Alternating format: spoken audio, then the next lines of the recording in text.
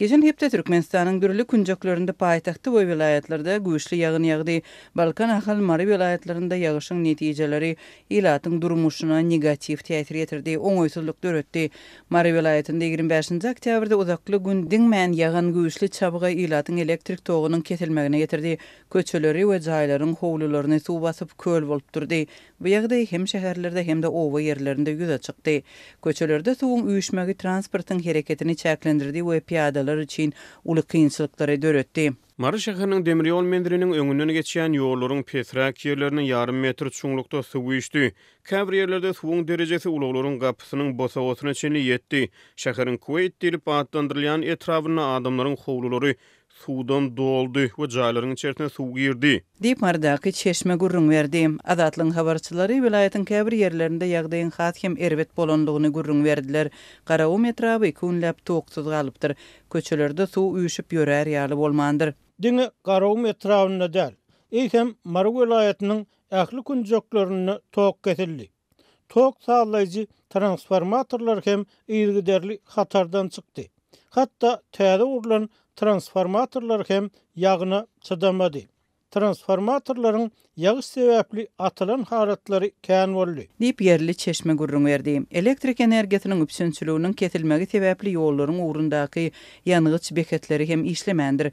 Dükanlarda tok bolman soň gurallaryň ençemesi şol sanda ölçüji terezeler işlemän sewda bolmandyr. Ýagynly günlerde käbir jaýlaryň gaz üpsünçüligi haýallapdyr. Howanyň birden salkynlamagy we ýagşyň başlanmagy hojalyklara akyp gelýän gazyň hem juda haýallamagyna getirdi. Köp çetki geňeşlikleriň gaz üpçünçüligi asla kesildi diýip yerli ýaşaýjy gurrun berdi. Marynyň merkezinde we Bayramaly şäherinde köp gatly jaýlaryň ýerdeminleri suwdan dolupdyr. Lagym suwlarynyň turbalary hem dolup daşyna çoğupdyr. Hapalary aýrýan nasoslar togyň kesilmegi sebäpli işlemändir. Jemaat gullyklarynyň suw soruja awtologlary hem köçelerde üýşýän suwy sordurup ýetişmändir. Yerli çeşmeleriň sözlerine görä häkimetler ýagynyň netijelerini ýok etmek üçin jemaat gulluklarının işgärlerini köçeleri arasalamaga çykarypdyr.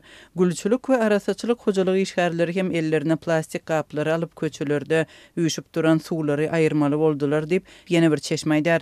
Aşgabatda hem ýagyşyň netijesinde köp ýerlerde uly möçberde suw içdi. Ýagyş suwlary paýtagtda hem ahal vilayatynda awtolog hereketini kynlaşdyrdy. Adatlyň habarçylary geçen hepdeniň başynda ýagyp başlan güýçli ýagynyň paýtagtda birnäçe günläp dowam edenligini habar berdi. Habarçymyzyň 23 oktýabrda beren maglumatynda çabgaly howada paýtagtyň köçelerini suw basyp ýollarda awtologlaryň we piýadalaryň hereket etmek mümkinçiliginiň çäklenenligi aýdylypdy. Paýtagtyň we vilayatlaryň ýaşaýjylary her ýerdek ýagynyň netijesinde köçelerde suwuň üýşýänligini we ýollaryň uğurlarynda hem beýleki ýerlerde ýöriti akabalar bolman soň suwuň gidere ýeriniň ýokdugyny aýdýarlar. Ýagyş suwunyň saklanyp galmadygy üçin gödüňine tutulan akabalaryň ýoklugy we turbalary arasynmak işleriniň geçirilmeýänligi sebäpli turbalarda petik dörep ýollarda we howlularda suwuň derejesi ýokolanýar. Ulag we piýada hereketi çäklendirilýär. Dip Türkmenistanly çeşmeleriň biri aýtdy. Iratly ýerleriň ýaşaýjylary häkimetlere ýygyderli ýüz tutýanlygyny emma ýyllar boýy iş ýüzünde hiç bir çäreniň görülmeýänligini belleýärler. Olar bu ýagdaýda mümkin bolsa öz güýji bilen töwereklerinde suw üýşmedýäli akabalary gazmaga synanýarlar. Marda yerli ilat şu Tomus aýlaryndan başlap häkimetlere ýüzlenip akabalary gazmagy sorap başlapdyr. Tomusda yerli ýaşaýjylar yerli hökümete ýüzlenip kış gelmedinden odol etrawyň ýollarynyň gyralaryndan aryklar gazma we ýaplaryň çekilmegini sorady. Adamlar köpçüliklerin etraf häkimine ýüz tutup arda hem ýazdy. Ýöne ilatyň ardalaryna başdan sowma jogap berdiler. Mümkinçilik bolsa hökman kanagatlandyrar syýmek bilen ilaty gaýtaryp goýberdiler. Dip marly ýaşaýjy gurrun berdi. Soňky ýyllarda Türkmenistanda adaty bolmadyk tebii hadisalar köpeldi. Ýagyşly tupanlar, suw joşmagy, sel, tozanly ýerli duzly ömür ýaly tebii hadisalar soňky ýyllaryň dowamında izli-izine gaýtalanyp durýar. Türkmen häkimetleri we media serişdeleri tebii hadisalary hatda agzaman gelýär. Levan Platynyň Türkmenabad şäherine suw üçünçülüginiň kesilmegi barada 22-nji oktýabrda Zatlyk radiosyna çykan habardan takminan 36 sagat soňra şäheriň suw üçünçülügi dogry dikeldildi. Hojalyk hyzmatlarynyň üçünçüligi bilen bagly bökdönşlükleri ýygy-ýygydan başdyna geçirýän şäher ýaşaýjylary suw meselesiniň gutornukly çözüldigine garaşýarlar. Şäherdäki suw ýetmezçiligi barada size beren habarymdan 1,5 giýje gündüz geçip geçmänkä suw üçünçüligi dikeldildi. Diýip şäheriň Bahar etrapçysynyň ýaşaýjysy aýdýar. Ýöne bu meselenin gutornukly çözülüp çözülmändigini bilemok. Suw üçünçüligi edarasy meniň bu soragyma takyk jogap berip bilmedi. Diýip ol söýdüriň üstüne ýetirýär. Azatlyk radiosy 20-nji oktýabrda şäherde 2 gün çemeti wagt bäri dowam edýän suw ýetmezçiligi barada habar berdi. Hojalyk suwlarynyň kesilmegi şäheriň sosial infrastrukturalynyň, durmuş tesgalarynyň işine yaramaz täsir etdi. Ýyldyrş ulgamlarynyň işi togtudyldy. Hastahanalar destilýelen suwlaryň ýetmezçiligini başdyna geçirdi. Hususan köp gatly jaýlarda ýaşaýan adamlar suw bökdönşlüginden ejir çekdi. Bu aralykda dukanlarda plastik kaplarda satylýan araslanan suwlaryň bahalary gymmatlady. Azatlyk bu mesele boýunça habar berende şäherde eýýam 2 gün çemeti wagt bäri hojalyk suwlarynyň ýetmezçiligi dowam edýärdi. Habardan 1,5 gün çemeti wagt soňra bolsa suw üçünçüligi gaýtadan ýola goýuldy. Şeýlelikde bu gedek Türkmenabad şäheriniň ýaşaýjylary tas 3,5-4 günläp takminan 84-96 sagatlap suwsuz galdy. Şonu şäheriň Bahar boý kimik etrapçylarynyň bir näçe ýaşaýjysy bu mesele boýunça ýerli suw üçünçülük edaralaryna jaň edip takyk jogap alyp bilmeneklerini gurrun berdiler. Şäheriň suw üçünçülük edaralary bolsa bu meseleniň bir hepdäçini dowam etmeginiň mümkinligini aýdypdylar. Ýöne hojalyk suwlarynyň üçünçüligine emeli bilen bökdönşlük garaşlanan has ýer aradan aýryldy. Azatlyk radiosynyň çeşmeleri häzirki wagtda şäheriň ähli etrapçylaryna şolsany Bahar etrapçysyna suw üçünçüliginiň ýoly goýulanyny habar berýärler. Bu aralykda Türkmenabadda hojalyk suwlarynyň çäklendirilmegi bilen bagly Azatlyk radiosyna berilen habarlaryň ýygyny ýerli Jeyhun Nokot News neşri 24-nji oktýabrda şäherde täze lagym ulgamynyň işe girdilendigini habar berdi. Bu neşir Levan Platyny hökümetçi habarlary bilen tanalýar. Şäherde suw üçünçüliginiň tas 4 gün çemeti möhret bilen çäklendirilmegi Sewit merkezine täze lagym ulgamynyň işe girdilýän pursatlaryna gabat geldi. Levan Platynyň jemaat gullugyna çeşmeler şäheriň suw üçünçülük tesgatyna käbir texniki üýtgeşmeleriň bolup geçenini aýdýar. İri suw nasosatlarynyň käbir enjamlaryny çalyşdylar. Käbir detallary arasladylar. Suw üçünçüligi haçana-çenli kadaly dowam eder. Bir belli däl. Diýip jemaat gullugyna çeşmeler aýdýarlar we suw tesgatyna käbir texniki näsadyklaryň aradan aýrylanyny işaret edýärler. Şäherde suw üçünçülük meselesi 4 gün dowam edip ýerli metbugat täze lagym ulgamlarynyň işe girdilýänligi barada habar berýän mahaly ýerli ýaşaýjylar üçünçülük meseleleriniň gutornukly çözülmegine umyt baglaýarlar. Suw üçünçüligi gaýtadan ýola goýulsa-da plastik kaplarda satylýan agyz suwunyň bir adam ýokarlanan bahasy aşaklamady. Diýip şäherdäki bir azyk dükanynyň satyjy Azatlyk radiosynyň habarçysy bilen gurrun döşükde aýtdy. Geçen hepdede Sewit gastahanalarynyn emeli bilen suw üçünçülük meseleleri barada habar beren Saglyk pudogyna çeşmeler hem şäherde üçünçüligiň gaýtadan ýola goýulanyny tasdikladylar. Häzirlikçe suw üçünçüligi gaýtadan ýola goýuldy. Hastahanalaryň barlyk hanalarynda hem distilýerlenen, ýagny arasalanan suwlar bar. Ýöne suw üçünçüligi bilen bagly aladalar ýyl-ýyldan ýetileşýär. Bu ýagdaý geljekde nähili bolar belli däl. Diýip Saglyk pudogyna bir çeşme anonim şertlerinde Azatlyk radiosynyň habarçysyna gurrun berdi. Ýurdun dürli sebeplerine soňky bir näçe ýyl bäri arasyndaky suwnyň, hojalyk suwlarynyň hem-de ekrançylyk suwlarynyň üçünçüligi bilen bagly meseleler ýetileşip dowam edýär. Türkmen hökümeti suw hojalygy pudogyny dowam edýän problemlaryň höttesinden gelmek babatyny anyk çözgütleri teklip etmedikde tankid edilýär. Şeýle-de häkimetler öýleriň durmuşa geçirýän suw siýasatynyň oňoýly we oňoýsuz taraplarynyň açaçan ara alınıp maslahatlaşylmagyna ruhsat bermeýärler. Türkmenistanda soňky ýyllarda täze keserhanalaryň bir näçesi gurulyp ulanylşa berildi. Olaryň biri Türkmenbaşynyň köp owurly hastahanasy. Azatlyň habarçysy we çeşmeleri bu haşan hastahananyň binasynyň 2 ýylda sandan çykanlygyny habar berýärler. Türkmenbaşy şäherindäki köp owurly hastahananyň ulanylşa berilenne köp wagt geçmedik hem bolsa binanyň diwarlaryny, üçögüni we santexnikasyny bejermek hem täzelemek zerurlygy döräpdir. Binanyň diwarlaryna ulu jaýryklar we kiçi jaýryklar aşa köpelip barýar. Soňky 2 ýylda welaýetde bolan kiçi ýer örenmeleri binadaky näsadyklary köpeltdi. Diýip Azatlyk bilen anonimlik şertinde gürleşen çeşmelerin biri aýtdy. Şeýle-de keselhananyň içinde hastalar üçin otoglarda hajathanaryň hem ýuwunuş otoglaryndaky keramik plitkalaryň gopup, otoglaryň tas ählisinde suw aktarjy enjamlaryň hem lagym turbalarynyň hatardan çykanlygyny çeşmeler aýdýar. Geçen hepdede ýagan güýçli ýagyş binanyň gurulşygyny göýberilen kemçilikleriň we ýerdeminleriniň yaramaz ýagdaýynyň üstüne açdy. Köpügürde hassahana 2022-nji ýylyň aprel aýynda ulanylşy berilipdi. Şonda resmi habarlarda aýdylyşyna görä 400 orunluk täze lukmançylyk merkeziniň gurulşygyny Ustad Inженер kompaniýasy amal aşyrypdyr. Kesellerin öňüni almak we bejermek üçin ýokary hile lukmançylyk kömegini bermek üçin niýetlenen bu hassahanada 27 bölümiň bardygy we raýatlaryň saglygyny dikeltmek üçin ähli şertleriň döredilenligi aýdylypdy. Bu binanyň gurulşygyna sarp edilen mali serişdeleriň muktary resmi habarda agzalmandy. Türkmenbaşynyň köpügürli hassahanasynyň ulanylşa berilmeginden geçen 2 ýylyň dowamında dören kemçilikleri düzeltmek üçin häzir işgärlerden pul toplanýar. Hassahanyň işgärlerinden awatlyş işler üçin 1000 manatdan pul toplandy. Bu pul hem ýetmeýär. Gurulşy garytlary gymmat. Biz tapgyrlaýyn, bölekleýin, remont ederiz. Emma binanyň gurulşygyna düýpli kemçilikler bar. Bolmaltyndan az armatura we hili pes sement ulanylypdyr. Munyň netijesinde diwardaky uljaýryklardan owranyp duran beton hassahany işgärlerini gorkat alýar. İşgärler çykdaja edip üçekdäki ýa-da hajathanada kemçilikleri düzedip biler. Ýöne binanyň özüne kepili ýok.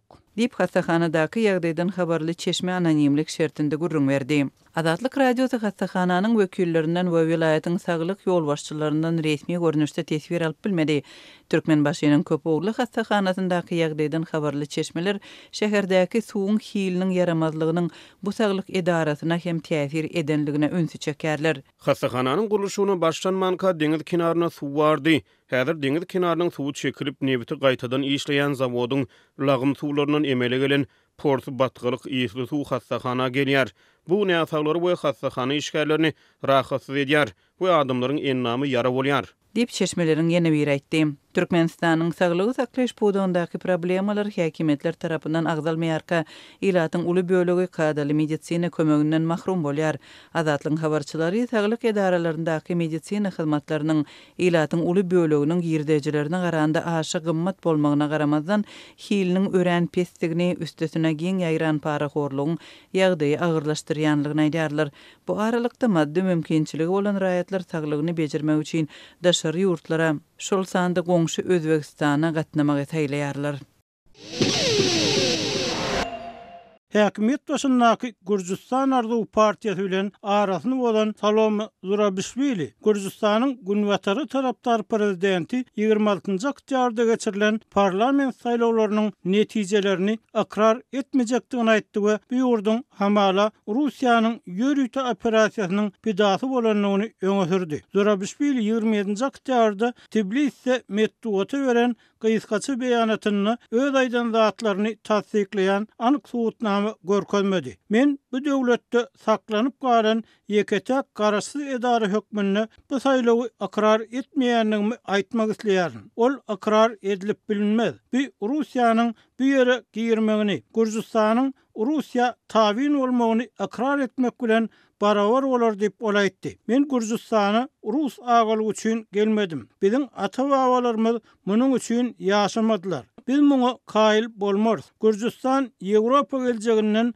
mahrum edilip bilinmez diýip ol sözüniň üstüne ýetirdi. Zurabishvili 28-njy oktýabrda sagat 7-den başlap soňky aýlarda Gürjistan Arzuw partiýasyna garşy guralan köpçüliklerin demonstrasiýalary köp gören Günorta Kawkaz ýurduny köçe protestlerini geçirmäge çagyrdy. Tanqidçiler bu partiýany Rus tarapdary bolmakda we demokratik kadalary bozmakda aýplaýarlar. Russiýanyň ýörüýte operasiýasy atlandyrmak bilen ol muny öz halkyna ýurduna garşy amala aşyrylan gebrit uruşyň täze görnüşleriniň bir hökmüne häsiýetlendirip tanqid etdi. Gürjistan Arzuw partiýasy ses berişlikde görnütin ýeňiş gazananlygyny aýtdy. Emma Günwatary tarapdar oppozisiýa karam edilenligini öňe sürdi. saýlaw ödegçilari bolsa, saýlawçylary gorkulmak we fizik zorluk ulanmak ýaly düýpli hukuk bozulmalarynyň bolanlygyny aýtdylar. Saýlaw uçastaklarynyň 99,5 göteriminden gowragynyň bültenleriniň sanalmagy bilen Gürjistanyň Merkez Saýlaw Komissiýasy Gürjistan ardugynyň 55 göterme golay ses alanlygyny aýtdy. Emma muňa garamazdan oppozisiýanyň haýyşy esasynda geçirilen pikir soramalary milliarder Bezina Ivanishvili'nin ýolbaşçylygyny Gürjistan ardugy üçin ses berenleriň has az bolanlygyny görkezdi. Oppozisiýa partiýalarynyň hemmesi ýaly saýlaw idaralarynyň eglan eden netijelerini kabul etmekden ýüze gurdy. Bu ses berişligi Ýewropa Birleşigine dalaş edýän ýurdun demokratik sypatlarynyň möhüm synagy hökmünde seredildi we Brüssel onuň Gürjistanyň bu topara birleşigi goşulmak mümkinçiligini kesgitläp biljekdigini aýtdy. Şu aralykda 27-nji oktýabrda resmiler Wengriýanyň premier ministri Viktor Orbanyň Gürjistan ardugy liderleriniň ýaranynyň 28-29 oktýabr aralygynda Tbilisi'ye sapar etjekdigini aýtdylar. Eglan edilen netijeler barada Günwatarda bildirilýän aladalaryň arasynda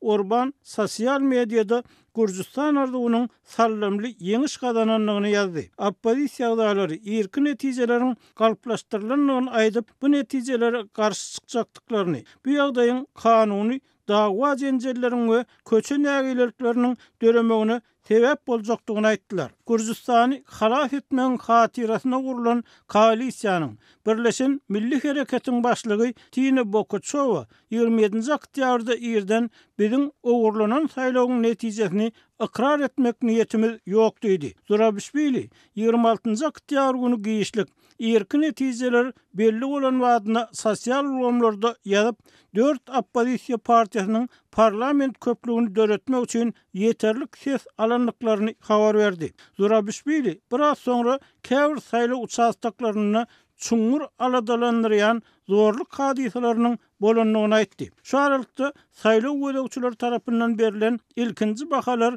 ses berişlik günnäki elhenç ýagdaýlar suratlanyrdy. Ýewropada Howpsuzlyk we hyzmatdaşlyk guramasynyň, Ýewropa Geňeşiniň, Ýewropa parlamentiniň we NATO-nyň bilelikdäki sinçi missiýasy saýlaw gününiň deňsizlik şertleri, basyş we dartgynlyk bilen bozulanlygyny aýtdy. ABC-nyň döwlet sekretary Antony Blinken 27-nji oktýabrda halkara ödegçiler we ýerli synçylar saýlaw gününiň umumyň gowurnalanlygy barada alalaşsa da biz biýjizgünçilikler we aram bolan zorluklar barada habarlary belleýärdi. Halkara ödegçileri netijäni adat we adalatly diýip eglan etmedi diýip ol sözüniň üstüne ýetirdi. Blinken ABC resmileriniň halkara kadrlarynyň ähli bozulmasyny ýazgarýanlygyny, halkara ödegçileriniň we ýerli synçylaryň saýlawlary degişli hukuk bozulmalary barada berilen ähli habary dol derňemek barada çağırışlaryna goşulýanlygyny aýtdy. Ýewropa Birleşigi Geňeşiniň başlygy Charles Michel ses berişlik makalyna ýol berilenini gaýdylýan